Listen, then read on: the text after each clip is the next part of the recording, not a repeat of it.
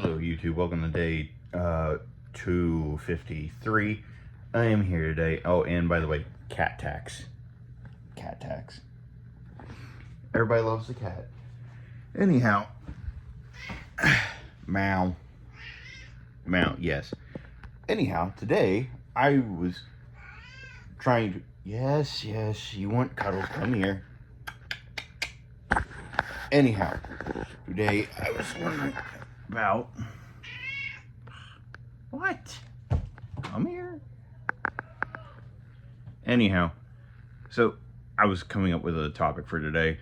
I decided to kind of let my tism run a little bit. So today we're gonna be talking about kind of a sore topic with me because it's Trench Crusade. For those of you that don't know, Trench Crusade is a new tabletop gaming thing similar to Warhammer. This time, however, Trench Crusade takes place in about the same year that World War I took place. Instead of the world having a war, it's been having a war for quite some time. Ever since the Knights Templar of, I think, what do they say, the 9th Crusade? Or one of the failed crusades that eventually got to Jerusalem, opened a box that was literally the Pandora's box to hell. And hell began, coming to Earth, essentially, which drove the entirety of, essentially, Europe and most of the world into utter chaos. So it's literally, you have people from the Crusades, or the Holy See, being kind of controlled and led by the Pope, and also head up by the oh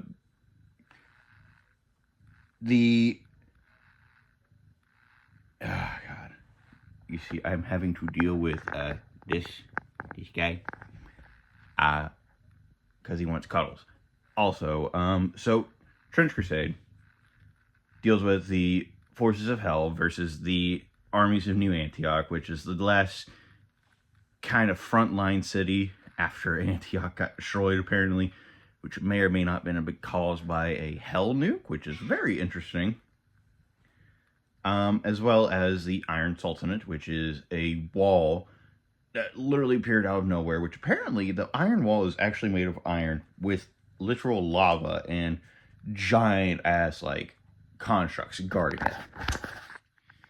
Now, reason it's a kind of touchy subject, I still haven't gotten my minis. I backed it in the very beginning. I'm very mad. But I've heard recently that it might be October, November, sometime late this year. Which, But enough about that. I got some questions that I still haven't really been able to, find anywhere. And that is, in particular, how do you make a Trench Crusade army? Is it going to follow along the lines of how they originally were called out by means of nobles putting up land and leading into the crusade and going down? Or is it more of a kind of volunteer thing?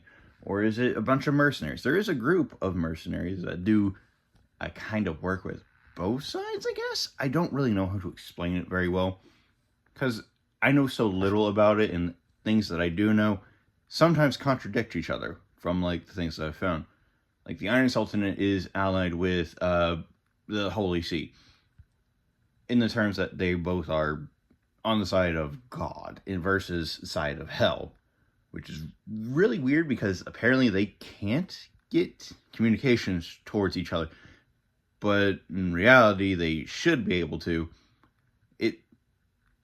The information I have comes from pretty early on, because again, sore topic, still didn't get my book or my minis yet. But enough about that. So my question was, how did they propose to form armies, formation corps, and all that? I started looking into a little bit of it, at least on the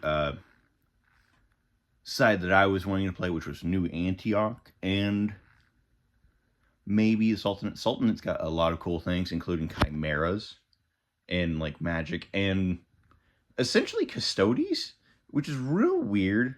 But I mean, I guess when you have a bunch of people who apparently did actually work on making Warhammer tabletop minis and lore together, it's going to go off one another, especially because Warhammer's so big and a lot of the things they do are really, really cool and people want to imitate that. That's pretty cool.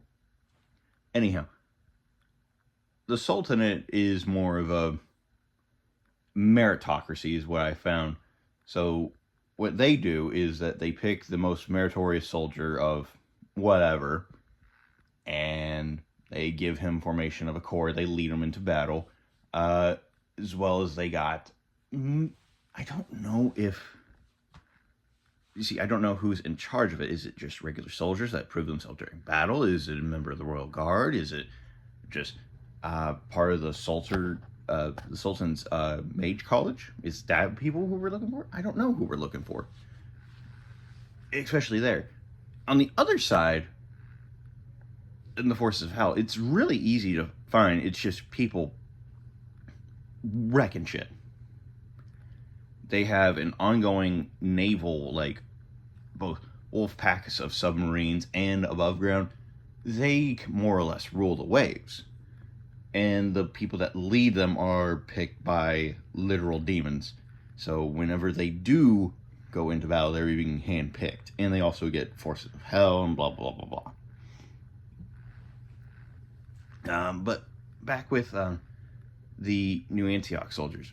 I don't know how they get picked. Is it nobility getting to lead nobility, and then they like do what they did back during the Crusades, and they take loans out on lands and like build up the forces that way? There's only really one unit that I do know how it works, and that is the, oh god, I'm forgetting.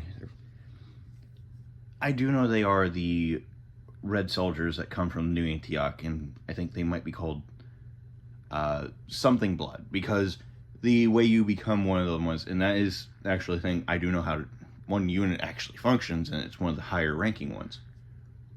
And it's a higher ranking of New Antiochs.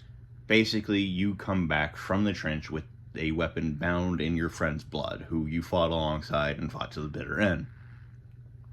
And you make a solemn oath to, I think it is the Principality of New Antioch. New Antioch then puts you into their elite squads, which has a great many number of deals of elite soldiers, including ones I still don't really know how they work, which is very interesting. So again, letting my tism run, and we're just kind of going into like questions that I have about tabletop games. I got less and less about Warhammer because I've been learning it from my friend. Basically, Warhammer, if you don't know, if you want a formation, a core, or anything like that, the universe is so big and so vast, and I think even GW has gone on said, on record, that if you want to make your own like special thing, go right ahead. The only thing that you can't do is really change game rules officially. Unofficially, you can have Crusade games with your friends, and you have agreed upon factions and things that happen, like characters providing a better fit of roles to people, stuff like that.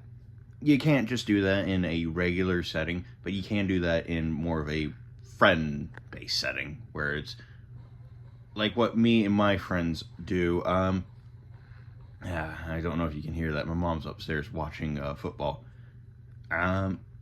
Anyhow, so formation of like units from like 40k, it's a lot easier. You can make whatever the hell you want, excluding Space Marines, also other things. There is probably like one thing you can't really homebrew your own, and that is the custodies. Those are like fundamentally found in, that is the Emperor's chosen few, which, I actually don't hate, because then it prevents people from doing crazy shit. Let's see. What was my question that I had about Warhammer? Oh, yeah. The fleet bases in Warhammer. the fleets are described, and I did try to look it up a little bit, of having uncountable smaller ships, including an undetermined amount of larger ships, like Fleet Gothic. Fleet Gothic it is probably the biggest fleet. Yes, yes, yes. Hello. He wants to say hello. Probably has the biggest fleet out of all of Warhammer, I think. Although, with how contradictory Warhammer actually is, sometimes you're either going to be right or wrong saying anything about that. And that is kind of a thing. I wish I get an understanding of, like, oh no, this is impossible for Warhammer, and rather than, oh no, it's not impossible. Oh wait, no, it is impossible. But enough about my critiques about what I think of them kind of confusing canon and everything else. And, well, not canon is more of an agreed upon thing that anyhow, I wish that I knew what was actually possible in it, because you have contradictory points in different authors, which is a pretty big problem that most of them have in 40k. Whenever you're looking at things in 40k, you can find answers of, oh no, this thing is this big, and then you can find, oh no, it's much smaller. Oh no, it's much bigger. Oh no, it's not even real. No, it's real, and it's this size and this thing. I wish we could get a little bit more clear definition of a picture, but I do like, in the sense, it makes sense lore-wise, because we are getting these stories told to us by different people who don't have all the information. So it makes kind of a little sense that information is just really weird, but I wish they would be a little bit more uniformed in doing this. What's my other, like, kind of tism questions that I have? I guess we're just going to call this tism questions about things. Like, other than how big a fleet is in Warhammer, how do you become a leader of a squad or an entire company in Trench Crusade? Let's see. Do I have any other questions? No, I don't really think I do. I need a fun fact for you all today. Yeah, did you know that Joker has a counter to the Batmobile called the Joker Mobile? And the couple of times I've ever seen it, it has been in Batman the Animated Series, The Batman from, I think, 2006, and Batman Brave and the Bold is really the only times we've ever really gotten to see that. Oh, when the nightmare sequence in Arkham Knight. I forgot about that one. Although that one's technically not real. Let's see. What are the other things? No. Oh yeah. Joker has a counter to the Batmobile. There's your fun fact. Called the Joker Mobile. And it has almost a counter for the Batmobile. And sometimes not really. It is literally meant to be a interpretation of what Joker thinks the Batmobile is. So he's put a lot of goofy things in there for crimes and everything else. So anyhow, I hope you all enjoyed. I'll see you all in the next one. Bye.